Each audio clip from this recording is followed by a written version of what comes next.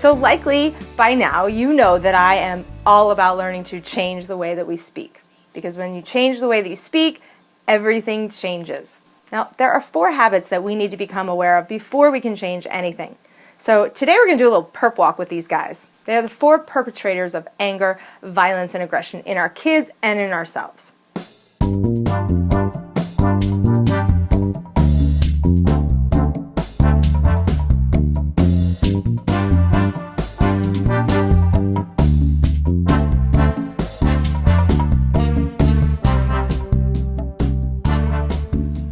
These 4 violators of peace steal your child's emotional safety and leave you with the reflex to control and a bruised relationship.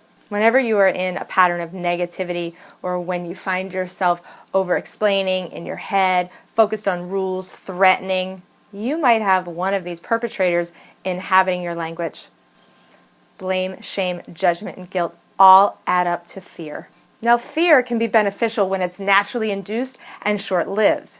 But when it is punitive and chronic, it destabilizes your child's regulatory system, making him or her more easily frustrated, less likely to follow the rules and directions or what is being asked, and on a course headed straight for more serious emotional and behavioral challenges.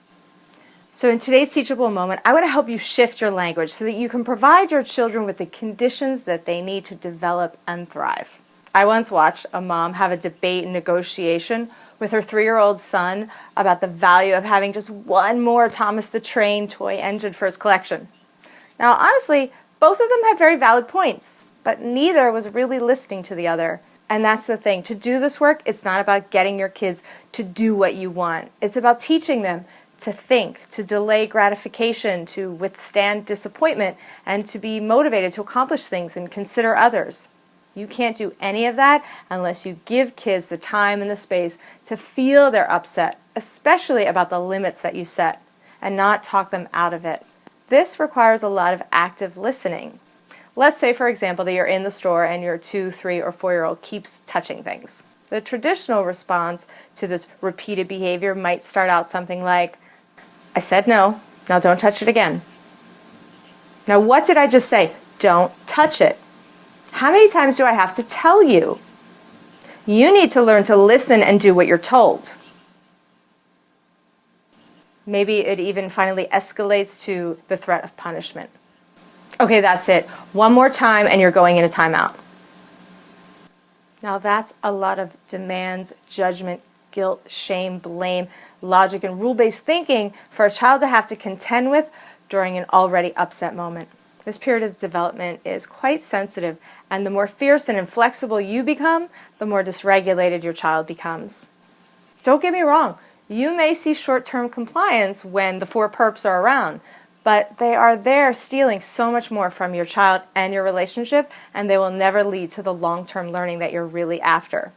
So let's change it up. Let's move from making a demand, which you've likely already made once, to making an observation that's free of judgment. In a neutral tone, you can say, "You touched this after I asked you not to. I can tell that this is hard for you, so I'm going to help." And then you might move the object, gently remove your child from the area, or hold your child's hand if you're in a public space. Now you've just acknowledged your child's experience and offered to help hold the boundary. You might even say, "You're so excited, it's hard not to touch all this cool stuff when you really want to." Or in the case of my daughter, I might say, "Oh, it's so hard not to touch all these sparkly things, you just want to take them all home." It takes practice to stop our bodies. Let's take some deep breaths and try again. Now you've invited connection by honoring your child's intent and then providing him or her with the tools to manage the frustration about not getting what they want. If your child resists, stay calm and reassure him.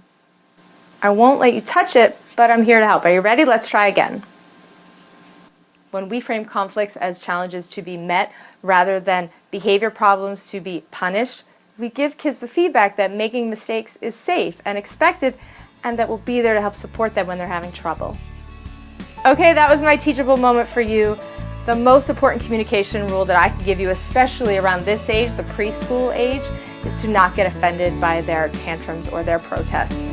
That is the way they learn, unload stress, and learn to persist in the face of obstacles. You only need to stand by as a safe, supportive witness and provide coping and adaptive strategies for them to develop and thrive outside of that emotional reactivity. Obedience is an unreasonable goal for any age, but for preschoolers, it's really detrimental to their emotional development.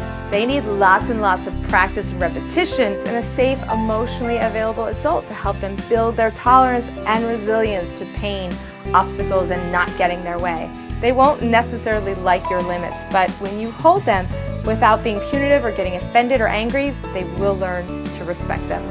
Now, what about you? Are you in the habit of using one of those 4 perps to get your way? If you are, you can be sure that your child has modeled this behavior, and it might be coming out as anger, violence, or aggression. So how do you respond most often to your kids? Here is a challenge for you today.